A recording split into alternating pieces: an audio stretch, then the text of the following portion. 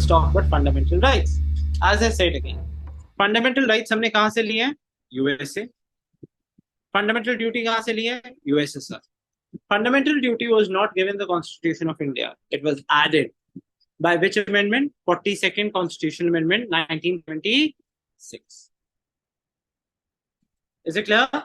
42nd Constitutional Amendment 1976. कौन सी committee थी? Swaran Singh committee.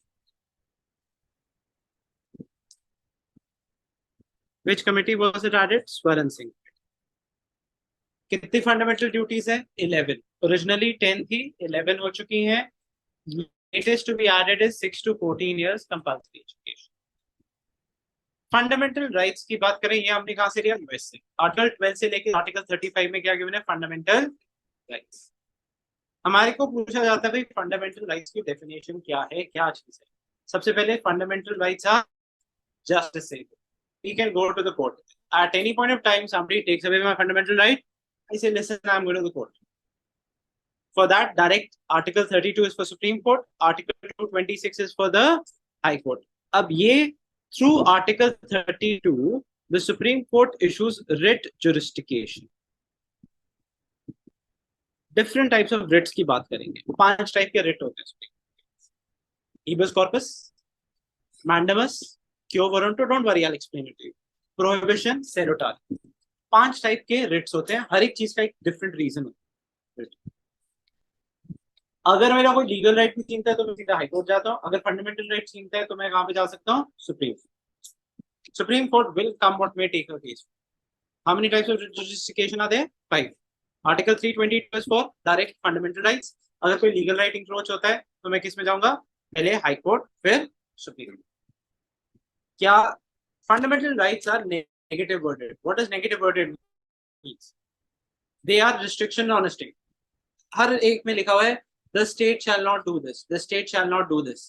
Whereas अगर हम बात करें directive principles में, they are positive worded. एक और difference between fundamental rights and DPSPs क्या है? Fundamental rights क्या है आपके? Socio political. जो DPSPs हैं वो सोशियो इकोनॉमिक पॉलिटिकल. अब इकोनॉमिक का हम गारंटी नहीं कर सके, that's why DPSPs are not justiciable, whereas fundamental rights are justiciable. क्या फंडामेंटल राइट्स एब्सोल्यूट है? नहीं. I can not speak against the country, I can not talk about breaking the country, I can not give a hate speech और creating animosity between groups. Is it clear or not? Like in recently in Manipur, there have been certain speeches that have been given that have been picked up as hate speeches. There have been people who are for doing things have been charged under UAPA.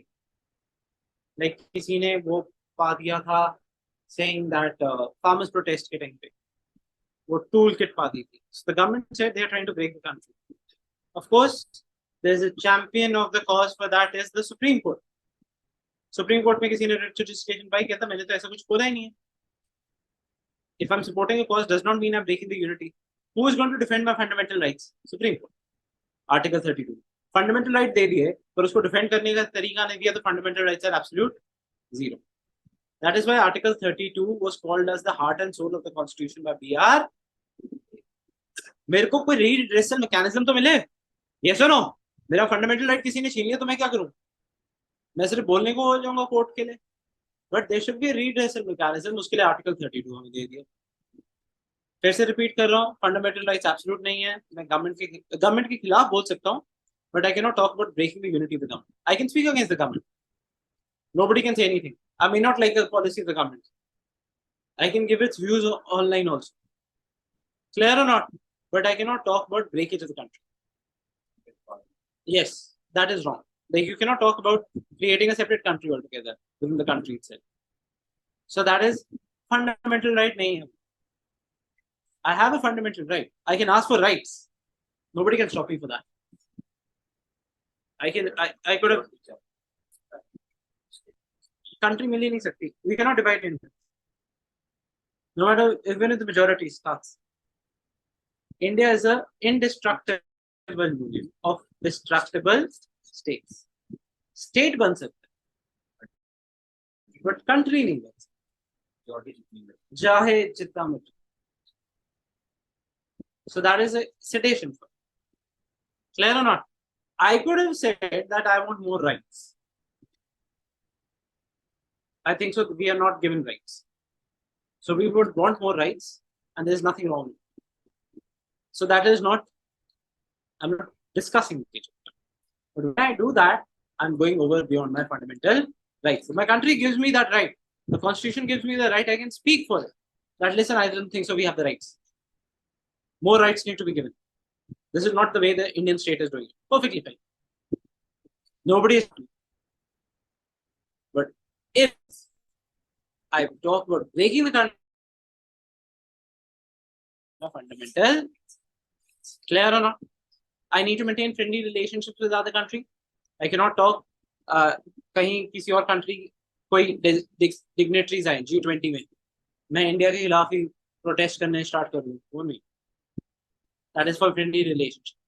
So G20 में the government blocked your fundamental rights. Is it clear? अच्छा नहीं कर रही, you can speak. You can, that is fundamental right है, उसका fundamental speech तो allowed है. वो कौन से तोड़ने की बात कर रहे हैं? I have the right to criticize my government. Nobody can say anything. Nobody can say anything. I have the right to criticize. But I cannot talk about breaking the country. He never talked about breaking the country. So he has the right to criticize. तो हमें understand करना है, right to criticise तो available है. ऐसे तो मैं government के खिलाफ बोल ही नहीं पाऊंगा. मेरे कॉन्स्टिट्यूशन मेरे को अलाउ करता है गवर्नमेंट के खिलाफ. But I can not defame without any facts and figures. मैं ये नहीं बोल सकता they are indulging in corruption without any facts and figures. मैं बोलूं सीएजी रिपोर्ट से कि इन्होंने बहुत ज्यादा पैसा लगा दिया दवाल पे. I can talk about it freely against the government. Is it clear or not? Nobody can arrest me for that. I can only be arrested if I talk about breaking the country. If I do not maintain friendly relationships with other countries, I go and speak something against the friendly relationships. G20 summit है, मैं बोलूँ कि नहीं मेरे को protest करना है, नहीं. The government can move away the protest. Is it clear or not? Because we are now representing outside. Next, for public order morality. Public order morality means, एक और example आपको बोलता हूँ. कोविड के टाइम पे सारे जो हमारे रिलीजियस प्रोसेशन थे बंद कर दिए गए. क्यों? हेल्थ को प्रॉब्लम हो सकती है. टेम्पल्स बंद कर दिए गए थे, गुरुद्वारास बंद किए गए थे. Is it clear? So restriction थी. फंडामेंटल राइट्स हैं पर एब्सोल्यूट नहीं. कहीं पे हमें लगे कि प्रॉब्लम हो सकता है, that is what we have. Next, defamation नहीं कर सकता मैं. कोर्ट के खिलाफ नहीं कर सकता, बोल सकता. मैं किसी के खिलाफ नहीं बोल सकता. मैं बोल दूं किसी को ये तो ड्रग्स लेता है, ये चोरी करता है, ये वो करता है, वो मेरे खिलाफ डेफेमेशन फाइल कर सकता है. फ्रीडम ऑफ स्पीच है, बट फ्रीडम ऑफ स्पीच किसी को डिफेम करने के लिए नहीं. इधर I have facts and figures to support it. If I don't, I can not speak. Is it clear और नॉट? अब क्या फंडामेंटल राइट्स इंडिविजुअल्स के अगेंस्ट अवेलेबल है? एग्जाम्पल, इंडिविजुअल के अगेंस्ट कैसे अवेलेबल है? Article 17 untouchability. छुआछूत तो इंसान ही कर रहा है, गवर्नमेंट नहीं कर रही. Is it clear? गवर्नमेंट ने तो उल्टा प्रोविजन प्रोवाइड कर दिए. गवर्नमेंट ने बोला आज से सारी रोड सबके लिए, जैसी कितने ने मांगी देखी है उसमें, है ना, उसमें बोला है सरकार ने सबके लिए. so the government announced all public spaces are open to everybody, so everybody is equal. Government ने तो नहीं किया, ह्यूमंस करते हैं. so आर्टिकल 17, आर्टिकल 23, 24 क्या? एक्सप्लॉयटेशन. so इंडिविजुअल के अगेंस्ट अगर मैं किसी को काम कराऊं विदाउट उससे पैसे दे, मैं ऑर्गन ट्रेडिंग करूं, वो एक्सप्लॉयटेशन है. फ्लैश ट्रेड करूं, सेलिंग ऑफ चिल्ड्रन, ये सब आर्टिकल 20. आर्टिकल 24 क्या? चिल्ड्रन के अगेंस्ट. सो ये इंडिविजुअल्स के अगेंस्ट होगा, गवर्नमेंट के अगेंस्ट तो नहीं हो सकता. गवर्नमेंट तो नहीं ऑर्गन ट्रेडिंग कर रही. Is it clear? नेक्स्ट, ऐसे कौन से फंडामेंटल राइट्स है जो कभी नहीं छीन सकते? 2021 आर्टिकल 358 बोलता है 2021 कुछ भी हो जाए सारे फंडामेंटल राइट आपसे ले सकते हैं, 2021 नहीं ले सकते. आर्टिकल 359 क्या बोलता है? आर्टिकल 19 तक कब ले सकते हैं? अगर वॉर है, वैसे नहीं. इमरजेंसी अगर एक्सटर्नल लगेगी तभी ले सकते. इंटरनल में कुछ नहीं. इंटरनल में कहाँ पे मीडिया बंद हुई? अभी भी इंटरनल इमरजेंसी तो ऑलमोस्ट वो ही कोविड लगा दिया, रिस्ट्रिक्शन लगा दिया. तो आर्टिकल फ्रीडम ऑफ प्रेस तो रहा, आपसे कोई फ्रीडम ऑफ प्रेस तो नहीं छीन सका। Is it clear? Everything was being published. External के केस में नहीं होता। Next, fundamental rights available to only Indian citizen. ऐसे कौन से फंडामेंटल राइट्स? आर्टिकल 15 16 एक जॉब से है, एक है रिजर्वेशन रिलेटेड। आर्टिकल 19 क्या है आपका? Right to 6 types of freedoms है, right to form association, right to speech, right to travel, right to buy property. ये सब किसको अवेलेबल है? Indian citizen. 29 एंड 30 क्या है? Cultural and education. हम अपना कल्चर प्रोटेक्ट करेंगे, हम अपना एजुकेशन प्रोटेक्ट करेंगे, चाहे मेरे what is culture and education like minorities. Term minority constitution में गिवन ही है। Religion wise, Sikhs may be minority, but in Punjab, Sikhs are not in minority. Hindus become minority. Minority could be in terms of sect of people, certain caste of people. Clear? Minority does not refer to only religion. It could be language based, like Sanskrit speaking people are minorities. Clear or not? So ऐसे कौन से fundamental right हैं जो सिर्फ Indians के पास available हैं? Article 15, 16, 19, 29 and ये सब हमें बताता है फंडामेंटल राइट के बारे में। मैंने क्या बताया था? राइट टू प्रॉपर्टी अब क्या हो गया? It's a legal right, not a fundamental right. ये चेंज कर दिया गया 44th कॉन्स्टिट्यूशनल आर्टिकल 300A में ऐड कर दिया गया। सिमिलरली मैंने आपको ये बताना था रिस्ट्रिक्शन ऑफ फंडामेंटल राइट्स क्या है। ये देखो, आगे आ जाओ।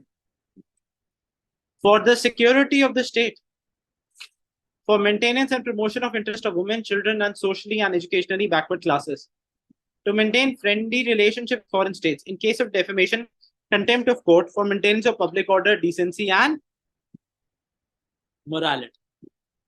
ये सब restriction है fundamental rights। fundamental rights absolute नहीं है। Is it clear? They are not absolute। मेरा कोई fundamental right छीनता है तो मैं कौन सा आर्टिकल यूज करूंगा? आर्टिकल 32। Yes or no? आगे ये देखो,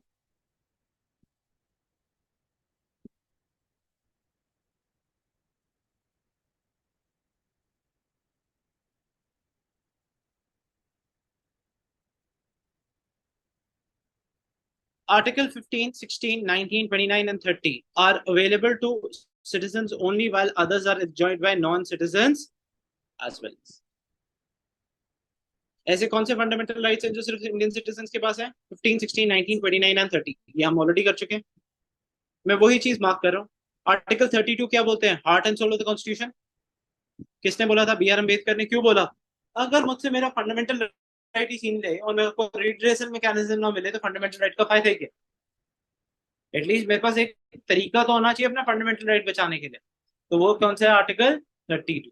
who called it heart and soul of the constitution? B R Ambedkar. Next, ऐसे कौन से फंडामेंटल राइट्स हैं जो इंडिविजुअल्स के अगेंस्ट अवेलेबल? मैंने बात किया था अनटचेबिलिटी, आर्टिकल 17 हो गया। Article 23 and 24 exploitation, article 21 right to personal liberty. Is it clear और नॉट? Is it clear? ये सब आर्टिकल किसके अंदर हमें अवेलेबल है? As individuals available. क्लियर?